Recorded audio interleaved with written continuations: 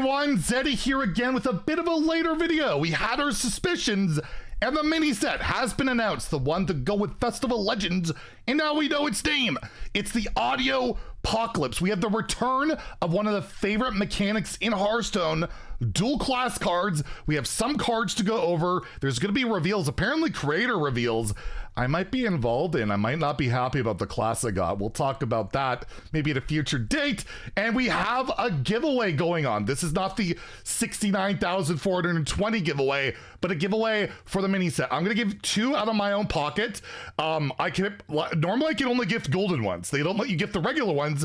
So yes, 2 $100 golden mini sets out of my pocket. All you have to do is like and comment in the like and comment on this video, and also be subscribed to the channel.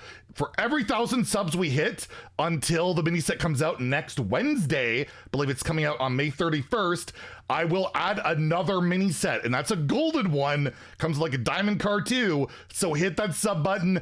Definitely make me go broke with that. So let's get into the details of the latest mini set. The Festival Legends has rocked on and on for weeks. The local Grim Totem Torn can't sleep, they can't think, and they've had enough. Now they want to destroy all music and make sure this never happens again. This could be the end of music on Azeroth. This is the Audiopocalypse. So it launches on May 31st, 38 new cards. So we get more cards than we used to for mini sets because of the addition of Death Knight. So there's a little bit of value. You have to pay more for more cards overall, but the mini set at least is like more value, I suppose. And yeah, the golden version, $69.99 or 10,000 gold. Golden mini set option also includes a bonus diamond legendary. I don't believe any legendaries have been revealed quite yet, so we don't know what that'll be, but there are some cards to go over, starting off with Warrior. Is it good to save Warrior? Actually, Warrior's pretty good now. They've buffed like 30 cards. It did the trick. And look, Rage Warrior is good, Menagerie Warrior is good, but Control Warrior is still absolutely terrible. So it says, ETC is rallying the Festival Legends lineup to work together in new and exciting ways to defeat the Grim Totem's deafening assault. Explore genre bending sounds with new dual class combinations, and freestyle with new remix cards that change each turn. The mini set is full of new instruments to explore in your composition. So you will get this 2-mana 2/2 weapon. I don't know if these weapons typically will gain that effect as soon as you draw them, and it'll change. And if we zoom in here, we can see the effects. So one is gain +2 attack, Battle Cry. So I guess the weapon is like a 4/2. That's pretty good, right? It doesn't say this turn, so it's a 2-mana 4/2 weapon. Gain 5 armor, a bit of the worst option if you're looking for aggression. Also damages minions adjacent, so you cleave for 2 damage. Not amazing, but it's something. You can upgrade the weapon, of course. And Battlecry, discover taunt minion. Pretty versatile weapon. I think this could slot into aggressive decks, more mid-rangey, but it's competing with cards like Imbued Axe, which are just outright broken. Like, if you're playing in a rage, you're playing Imbued Axe. You don't want this. This goes more into like, yeah, taunt value style thing. I mean, gain +2 attack lets you trade and kill a lot of stuff. I think it's a good card. I just don't know in the world of Imbued Axe whether you run any other weapon. You're definitely not running any weapon in a Rage Warrior other than that. It has to go into something else. Maybe that Menagerie Warrior would like this instead of like, I don't know. It could go into that. I'm gonna give it a 3 out of 5 in standard, 2 out of 5 in wild. It certainly could see play, really good arena. And these type of cards always tilt me because they always get the perfect one for that turn. It's really frustrating. And yes, this will change each turn in your hand. It's not like it rotates. It's completely random. So it's not like the Paladin weapon back in the day where it would give your minions taunt and that would just stick with that. It changes each turn. So if you didn't get what you like, you know, you have a bit more flexibility. So I think it's playable, but I don't know what deck it slots into. And at the end of the day in today's Hearthstone, if it doesn't slot directly into a deck, it usually doesn't see immediate play. But I like the design of the card.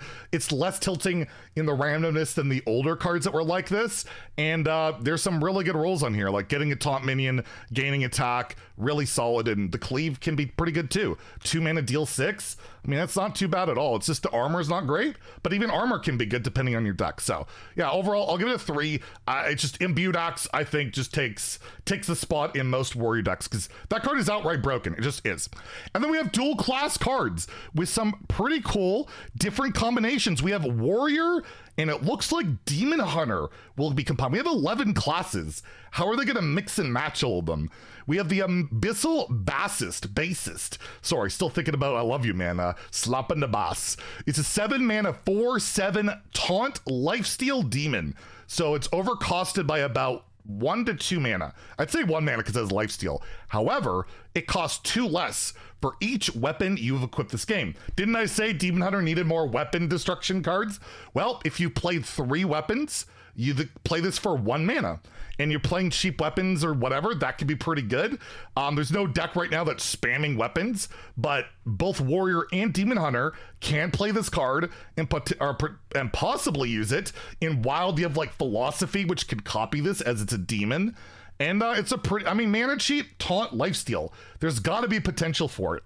Yes, you got to play a bunch of weapons to get it going, but maybe you want to do that. I don't think it's bad. I can't give any card that cheats mana, has taunt, lifesteal, a tribe, like anything less than a 3. I think it could see play. I'm gonna give it a 3 out of 5, standard and wild, because there's a lot of cheap weapons in wild as well. I'm curious if it counts minions that like have battle cry equip a weapon for you, like N'Zoth's first mate, right? Equips Rusty Hook, if that would count. Because if it does, you know, you could probably cheat this out in like a pirate warrior pretty quickly. You have like Sword Eater, and you have N'Zoth's first mate. I don't know if that counts.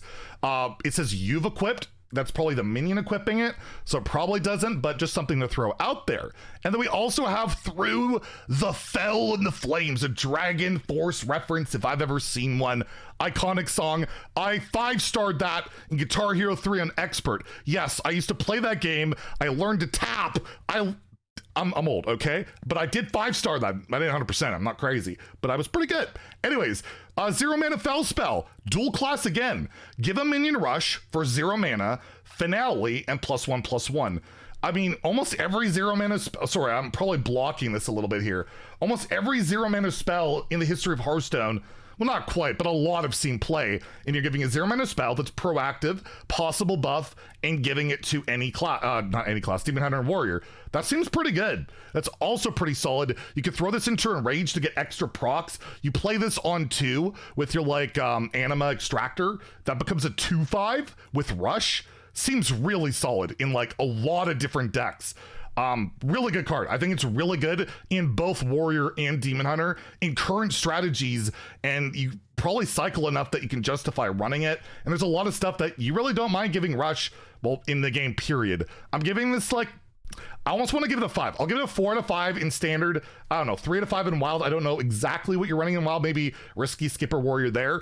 But this effect for like literally for free, other than, you know, you have to play it in your deck as a card, is pretty damn good. So first few cards look pretty strong. Warrior got 3, in my opinion, good cards.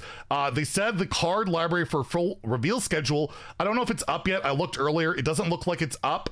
I'll keep you posted. We might have more reveals later today.